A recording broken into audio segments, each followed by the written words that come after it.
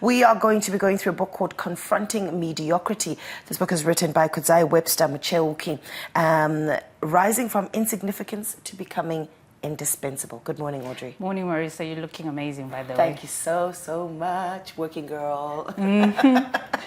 Lovely to have you this morning. Look, let's get straight into this book. What is this book about? Confronting mediocrity. I mean, the title says it all, I guess. So, but what are we talking about in here? All right. So I like how people always throw this word around, mediocre, mediocrity. But if you look at the book, it's just simple steps that you need to follow. But people actually don't do that. They look very hard, but it's actually very simple. Like, for example, if you look at the lessons, he talks about, you know, how you need to make them choose you.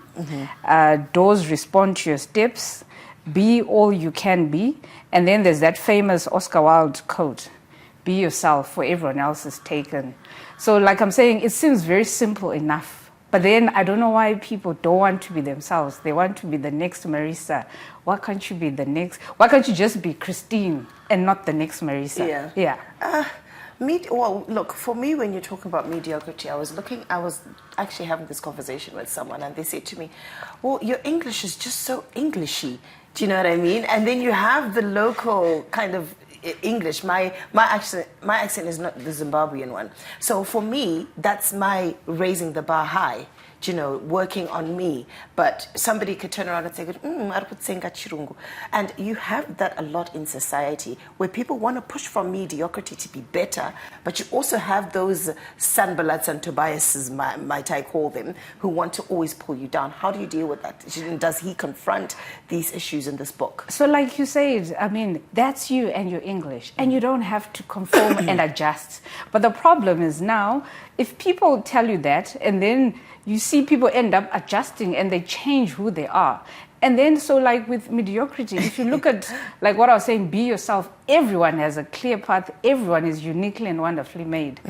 Everyone have their own unique skill sets, and people will respond to that unique set.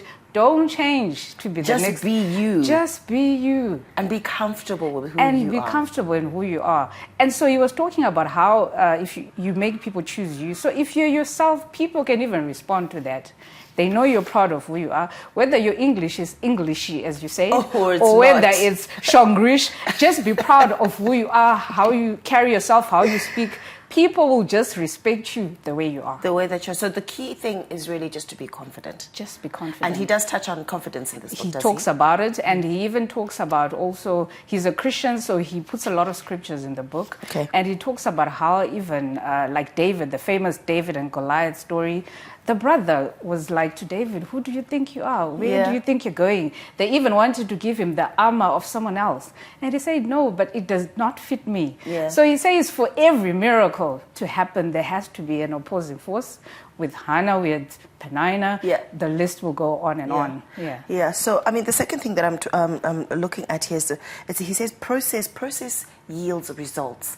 And a lot of people run away from the process because it can take maybe over 10 years. It can take 5 years. How does he help us deal with that aspect of our lives, of wanting to popcorn generation, they call it? Popcorn generation, microwave generation. I mean, I'm always inspired by the famous KFC story. I mean, in his 60s, that's when he discovered his brand, and then it went on to become international. So you need to walk the walk, walk the talk. If you're from university, you will need to work a couple of jobs to actually get the experience. And then after those years that you're talking about, the 10,000 hours under your belt, you can then ask for the big bucks, you'll get the respect, and everything will just flow. It'll just flow. And you know, one of the groups of people, I deal with a teenager. So already he's a billionaire. And I'm thinking, okay, but how have you become a billionaire right now? The time frames of things. How do we, as adults or parents, speak to our children to let them know that, look, process, because they just want everything done quickly? How do we do that? And does he help us do this? He does. And I think the other problem is social media. Because back in the day, people will be doing good things. They'll be walking the walk, and then they'll be doing it, not silently, but then, you know, there was no pressure, there was no competition. So now with social media, you know, someone can just post a picture and put filters.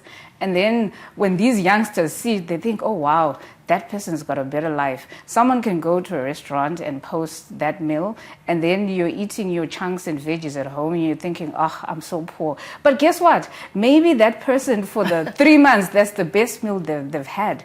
And you're eating your chunks and whatever consistently. You're actually far better off than that. All right. Yes. So it's perspective. It's perspective. It's all about perception. It's all about accepting who you are. We keep on talking about how you need to accept who you are. I was having that conversation, funny enough, with my maid. And then she was like, oh, but my kids are only going to school with masao and drink. And I was like, do you know the nutritional value of masao?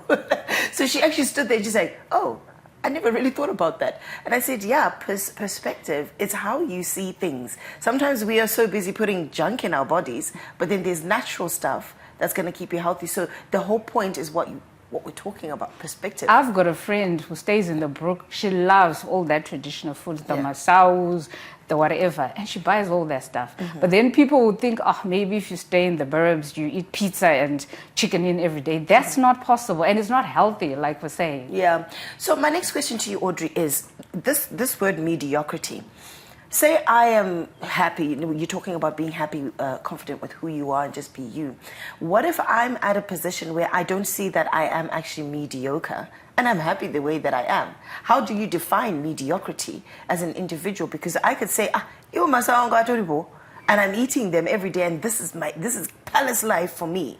How do you identify if you are mediocre or not? Okay, so to quote the author, he talks about mediocrity is accepting the mainstream way of doing things. So like if everyone is going to follow this path, then if you follow that path, then you're mediocre. But then there are those few individuals that history then now talks about, those people who defy the odds. Mm-hmm. You know, those are the people who are defying mediocrity. Mm-hmm. So like what you're saying, if you're just always going to go with the flow, whatever is presented to you, like you're saying, masao, you're eating masao because that's what's there. That's my kingdom. Or you know, like we always talk about mavej, the green mavej. People have this way of cooking it, just boiling and whatever. But there's so many ways to cook that meal. Right. So the mediocrity way will be just doing it the usual way. Normal way. But you can always add carrots, add peas, add whatever, mix it with meat and call it high freeze. That was a famous dish. There was a challenge recently. Yeah, so that high freeze dish is no longer mediocre. It's now special and international. And it's raised the bar a little bit. 100%. I guess it's about having people pull it out of you as well. Sometimes we need those people to identify what we are good at and help pull it out of us, I guess. That's true. All right. So Kudzi, Webster, Mucheuki, he's also he's a founder of what is it? SUC. It's called Step Up Conference. He's focusing on the youth. He's a writer, speaker, and preacher with the Phenomenal Command with young people. Mm-hmm. Yes. So, you know, Audrey, we talk about preachers, teachers, you know, but I want to get to this. And you said there's a lot of scripture in this book. And my question always comes to this, that not everybody is scripturally intact, should I call it. So how do I get the person who does not want to see scripture or feel like he's being Bible bashed? How do they, because this is a good book. So how do you, is there a way to not do it, or is there a way to do it, or is this correct and it's just the way it is? So I like this book. It's actually balanced. He talks about Jackie Chan. You know how Jackie Chan is now so famous? Mm-hmm. But when he started his career, he wasn't famous. He's got a whole 2 pages on Jackie Chan talking about how people overlooked him. He was short, his speech and whatever. But he became famous. I mean, everyone talks about Rush Hour and whatnot. Mm-hmm. So he mixed the scriptures and then with also real life examples. Real life examples. So yes. Whether it's scripture or not, if you don't want the scripture, skip it. 100%. But they will actually help you. But yeah, it's they will help you. Yes. One day you will get to it. Yes. I mean, look, we've all had that journey, so it's okay. And after all, we are 80% Christian in this nation. So it makes sense, hey? That's what we'll say and we will stick to it. Yes. But anyways, what I was also thinking, just, you know, off the top of my head, is sometimes your own self tells you that Ndaneta need this position. You know, listening to your body. Does he say anything about He that in talks here? about that, and where he talks about, you need to also, part of that process is to say, you know what, I've done this for donkey amount of years. I need to move on to the next step, and just acknowledge that in life there are always going to be steps. You can't remain at the same. At the same, No, you get can't. frustrated That's- about something, That's and then the you hit a plateau. mediocrity You want- we're confronting today in that So book. it's an easy thing, really. When you feel like you're just moving straight, it's time to gear up a little bit. Anyway, that's fantastic. Now, this book, Audrey, where do we find it and how much is it? It's $12. It's available online on Amazon, and then you can get in touch with the author direct. He's on Twitter, Facebook, and IG, and he'll arrange to deliver a copy for you. Right. It's not online? Did you say it's online? Amazon. It is It is on online. Amazon. Yes. Fantastic. Social media handles? Kudzi, Webster, Mucheuki.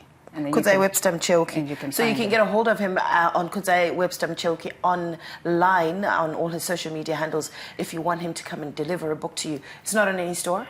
Not yet. Not He yet said in the he's store. working on it. Yeah, but it's Yeah. on Amazon and it's just $12. Chete. That is the way it is. A very good book. I think I would look forward to kind of delving into it a little bit more, because at the end of the day, we all need to rise and keep rising and be the 100%. shining stars we were made to be. Yes. Audrey, thank you so much for joining us today. Thanks, Marisa. Always See a you again pleasure. next week. See you Yeah? there. Awesome. Konapo, ipapo pa ZTN Prime, DSTV channel 294, the place to be.